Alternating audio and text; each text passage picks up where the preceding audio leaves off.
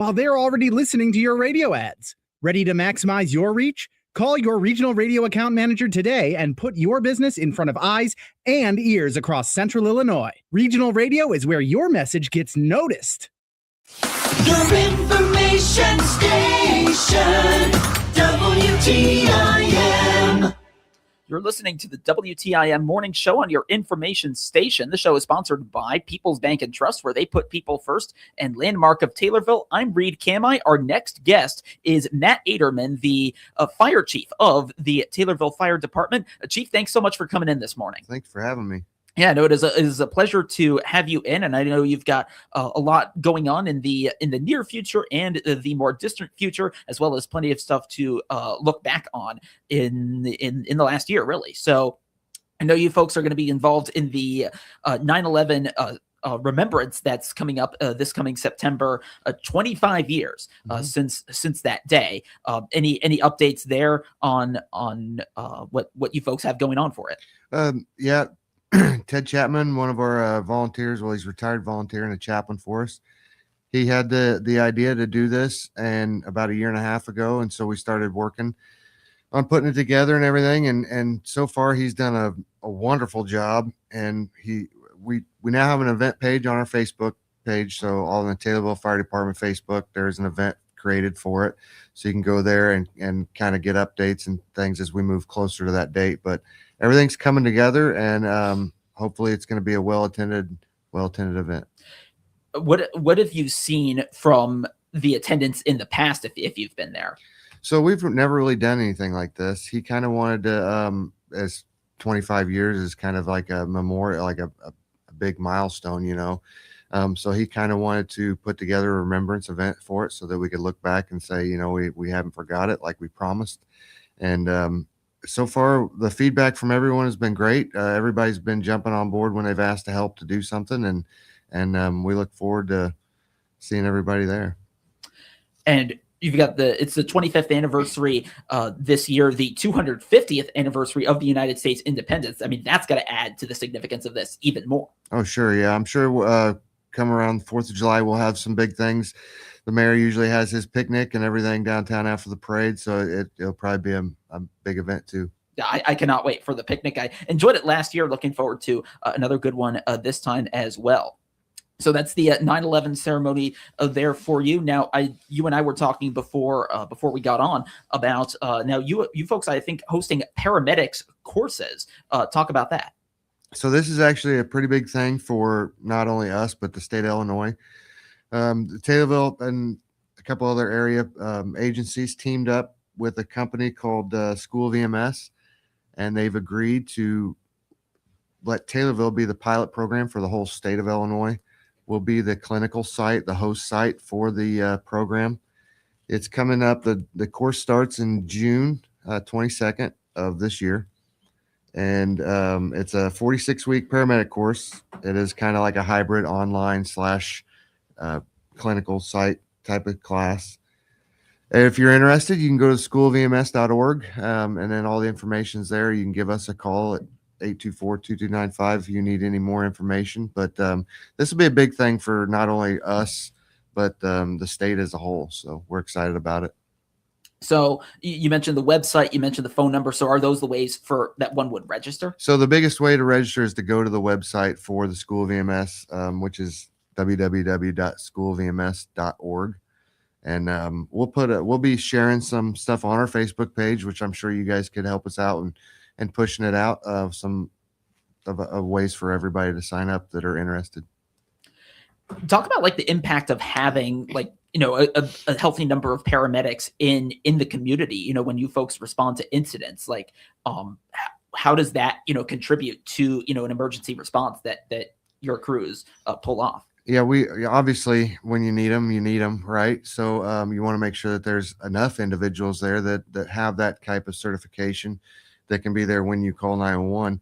The big thing with this course is it gives flexibility to a person's schedule, and it's kind of more of the norm now for everyone who's doing any kind of education. They kind of prefer the hybrid style of learning. So rather than the traditional the 2-semester class at a college, they'll have this option as well. So Yeah, so another way folks can get involved. And so you said this is a pilot. Has it been announced yet where it might go next if the pilot works out really well? Well, it's going to be here for the long term. As long as there's interest, it'll continue to be here. The program is actually nationwide. Currently, the Illinois was the only state one of the only states that did not have this program as an option. So now that we do, it could be something that could grow. Okay, so looking forward to seeing how that turns out. Anything else you want to add about the paramedics course before we go to other topics? Well, obviously we have paramedics at the fire department, but there's a career in EMS out there for people that are interested, and it starts with the EMT level and then progresses into the paramedicine. So I guess if you're interested, the best thing to do is to find out where the nearest EMT classes are, which hopefully we'll be offering those too soon in the future, but there's a number of those in the area, and kind of see if it's something that maybe interests you.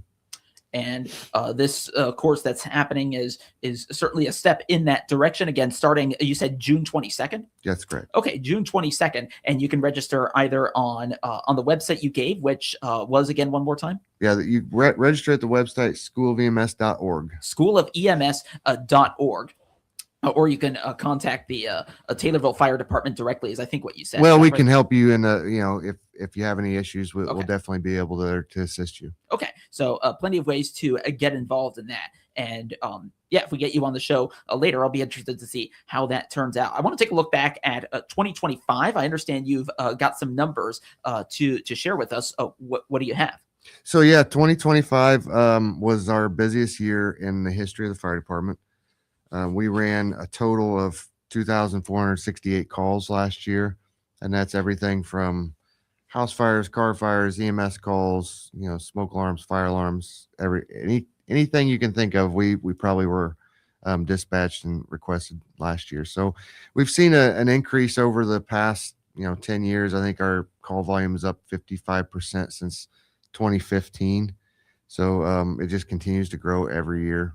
So that's important. The important thing for us is that we stay on top of our training and everything to make sure we're able to respond to those calls and provide the service efficiently for the community. How many calls was that again? 2,468 last year. Trying to do some mental math in my head. That's average about 6.8 calls per day. Okay, 6.8. I was thinking 12. I was not doing the math right, but I mean that's a decent amount. So you got to have your folks ready. It seems like at all times. Yeah, we're always ready. We're there. We have our career staff and our volunteers that are ready to the drop of a hat to be there for whoever needs us. And I think it shows, for you, I'm sure, right, the importance of your department's work. And is this something where have you essentially utilized that the statistics, right, to advocate for resources and personnel and that sort of thing, like with the city and other agencies? Sure, yeah, you always have to look at what you're doing and how much you're doing it to try to be prepared. I like to try to find maybe if there's kind of like a day that's busier than another or things like that. And quite honestly, it's just not, it's even across the board. So we look at the statistics so we know how to better, utilize our resources. And actually, I was going to ask you about that before we came on, but I'll ask you now. So, when the weather gets warmer, as it has been lately, does the call volume kind of go down at that point, or what's that like? It just fluctuates. There's really no, we haven't seen a great, when it gets warmer, this type of call increases. The only thing that, when it gets warmer, people start, getting outside more and then maybe start burning leaves and things like that. So you still have to be cognizant of your environment and what you're doing. So, and actually, I'm glad you brought that up. I was going to ask about that as well, because I know a couple of months ago, I don't know if this was a state or county level, or at least like a part of the state. There had been a burn ban that had been implemented, and if I remember correctly, the weeks would alternate. So like certain weeks you could burn certain materials, and then other weeks you could not burn at all. That's or the next week. Is that still active? It is up until the end of March. So it's the first and third. I'm sorry. Yeah, it's the first and third full week of each month up until March the 22nd, I believe, this year. you can burn, leaves, twigs, grass clippings, things like that. You can never burn anything, sawn lumber and everything, but you could do like, backyard fire pit and stuff like that's always allowed. And then April 1st is when the open burning happens. So then you're allowed to burn. There is no specific week or day. And now, considering how dry it was last summer, and everything that led up to the burn ban, do you expect a similar story, in the spring and summer? How do you think that might go? Well, I hope not. I hope we get rain when we need it, and it does not near as dry as what it was last year. But there's we're always paying attention to it, the weather and the atmosphere and everything what's going on, so that we may put that out there as an advisory to not burn again for this time frame or whatever. So, but currently we're still sticking with the current burn schedule. Current burn schedule, indeed. Anything else, Chief Aderman, you want to highlight about the 2025 numbers or about the controlled burns before we go to break? No. Obviously, the numbers we're looking through them still and just trying to, like I said, identify different statistics that may help us better deploy ourselves in the future. But as far as the burn bans and the burn schedule goes, you can always find the burn schedule at the City of Taylorville website. It's actually underneath the Street and Sewer Department. But that's always going to be the same. It's created by ordinance, so it's always going to be the first and third full week until April 1st, and there's open burning until the fall. And there you heard it from Taylorville Fire Chief Matt Aderman here on the WTIM Morning Show on your information station. Let's take a break, and when we come back, we'll continue our conversation. Don't go anywhere.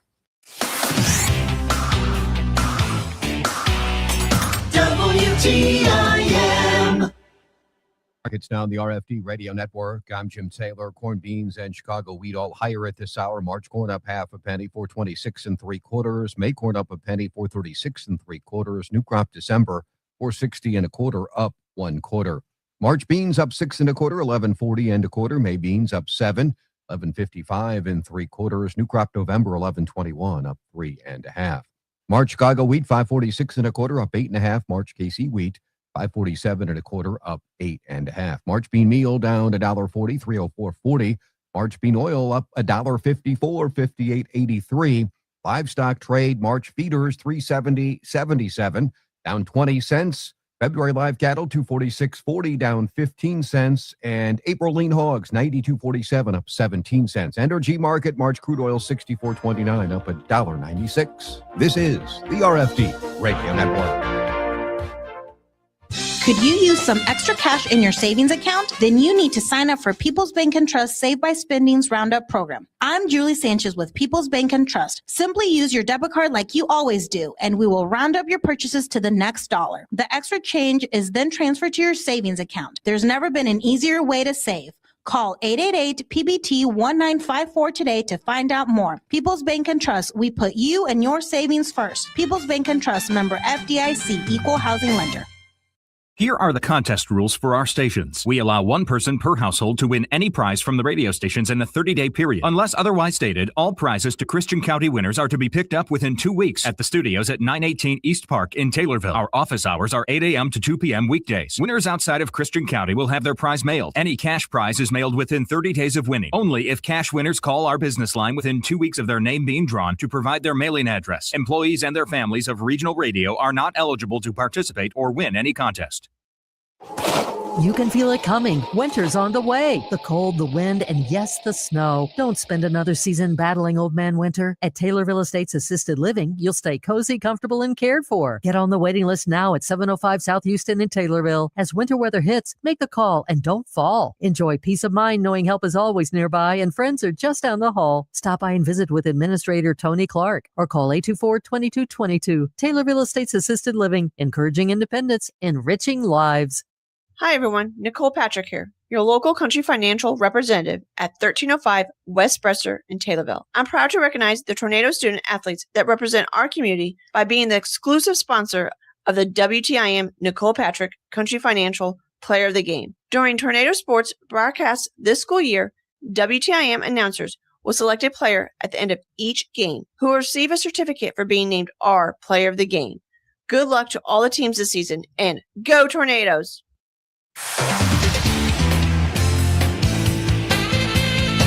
WTIM. And we're back on the WTIM Morning Show on your information station. The show is sponsored by People's Bank and Trust, where they put people first, and Landmark of Taylorville. I'm your host, Reed Kamai. I continue my conversation with Matt Aderman, the fire chief of the Taylorville Fire Department, and we talked plenty about a bunch of topics. The 9/11 Remembrance Ceremony happening later this year, paramedic training, and some numbers from last year. I want to go into, you were talking about some new trainings that you folks over at the fire department had done in the last year. What do you have to share there? Yeah, so training is one of the big things that we do when we're not actually responding to calls. It's mandated by, federal and state and different types of agencies that say you need X amount of hours and different type of disciplines per year. So last year, we had over 3,848 hours just in fire and specialty training. That's man hours, so across the board. But our average per member guys get a little over 210 hours of training per year. We did everything from fire, EMS, ice rescue, all kinds of different disciplines that we trained in. The other big thing we've been doing is we've been teaming up with the Illinois Fire Service Institute out of the University of Illinois. They offer cornerstone classes, which are free classes. They'll come in and do trainings for all the area departments. And just Monday night, we had them here with a driving simulator.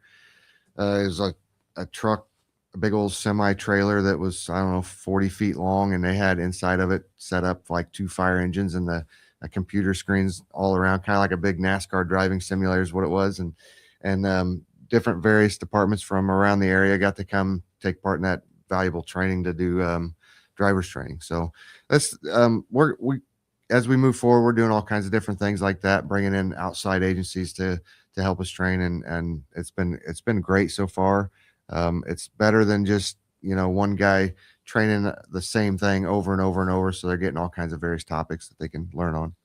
And it sounds like, over the years, the trainings have had to evolve. Your area of knowledge has had to evolve as a lot of other parts of society have evolved, like the technology and weather conditions and all that.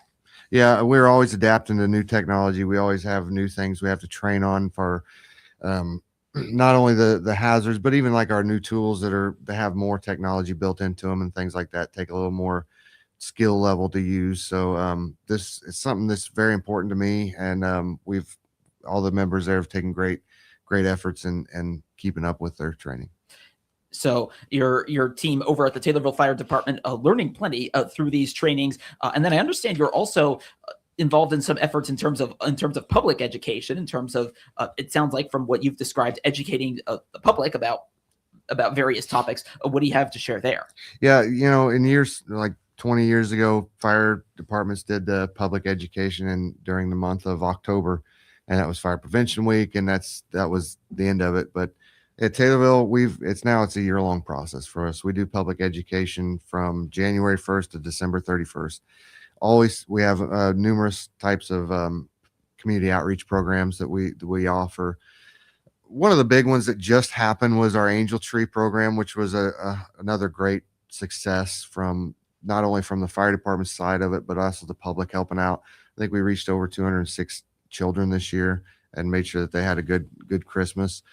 Other than that, we do obviously our monthly CPR class. It's the first Wednesday of every month.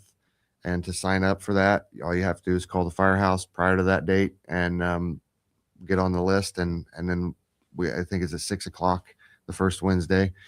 You can get certified by the AHA in CPR. So it's always something we offer. And then everything else is just going out and doing inspections, pre-plans, meeting with schools. We do on a regular basis. All kinds of different programs. I can't even count the number that we do, but if you ever have a question, you're more than welcome to call us and come out. We'll come out to you. You can come to us and we can help you with fire safety plans and just all kinds of things. And with under 30 seconds to go, it must be, rewarding to, be able to reach the community and connect with them, not just to help keep them safe, but also to educate them. Yeah, it's one of the joys of the job is when we get to meet people before, they need us at their worst moment. We'd rather meet them long before then and kind of help them on the public education side. So That is a great way to cap it off. Chief Aderman, thank you. thank you. The Big 870 WTIM Assumption Taylorville. 96.1 FM Taylorville. 107.5 FM Shelbyville. 107.